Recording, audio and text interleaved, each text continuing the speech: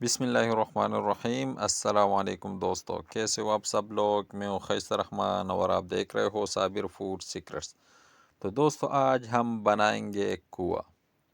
کنواں جو ہے یہ آپ لوگ گھر میں کس طرح بناؤ گے، ان کا طریقہ کار کیا ہے اور ان میں کن کن چیز کی ضرورت ہے، تو آج میں آپ کے لیے بہت سمپل اور آسان طریقے سے کنواں جو ہے وہ بنانا سکھاؤں گا۔ تو چلے جی سٹارٹ کرتے ہیں۔ تو بسم اللہ الرحمن الرحیم۔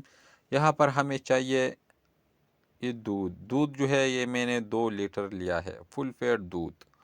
اس کو ہم گرم کر دیں گے، تیز فلیم پہ ہم نے اس کو پکا لینا ہے کہ اس کو بوائل آ جائے، اور آہستہ آہستہ جو ہے آپ لوگوں نے اس کو مکس کرنا ہے۔ تو دودھ کو جو ہے اچھی طرح بوائل آ چکا، آپ لوگ دیکھ سکتے ہو۔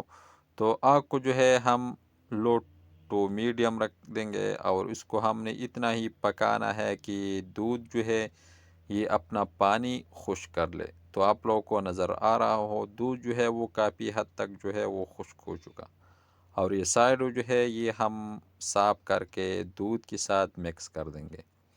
کو جو ہے یہ کھیر میں استعمال کیا جاتا ہے، حلوہ میں، بہت زیادہ چیزوں میں جو ہے کنویں کا استعمال ہوتا ہے۔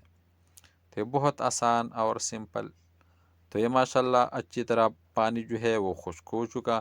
جب اسی طرح پام میں آ جائے نرم، تو آگ کو بند کر کے اور سائڈوں جو ہے اچھی طرح آپ لوگوں نے صاف کرنا ہے۔ یہ جتنا ٹھنڈا ہوگا اتنا ہی گاڑھا ہوتا جائے گا۔ تو اتنے دیر تک آپ لوگوں نے اس کو پکا لینا ہے، پھر ایک برتن میں آپ لوگوں نے اس کو رکھ لینا ہے۔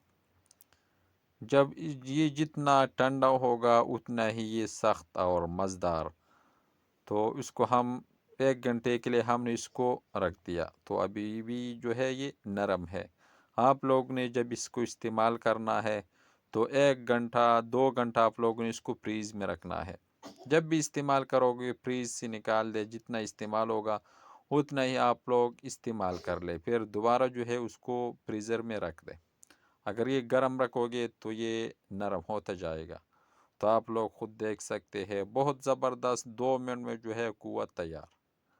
آپ لوگ خود دیکھ لیں، ابھی نرم ہے اس لیے میرے ہاتھوں کے ساتھ جو ہے یہ چپک جاتا ہے۔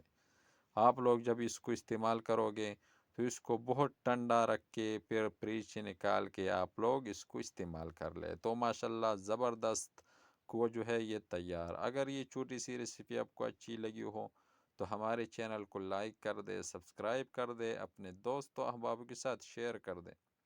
یہ آپ لوگ کی طرف سے ایک پیار ہوتا ہے، محبت ہوتی ہے، ایک چاہت ہوتا ہے کہ ہم اچھا کام کرتے ہیں۔ لائک سے کچھ نہیں بنتا، بس ایک لائک کر دے، اور خیس رحمان کو اجازت دے، اپنا بہت سارا خیال رکھے گا۔ اللہ حافظ۔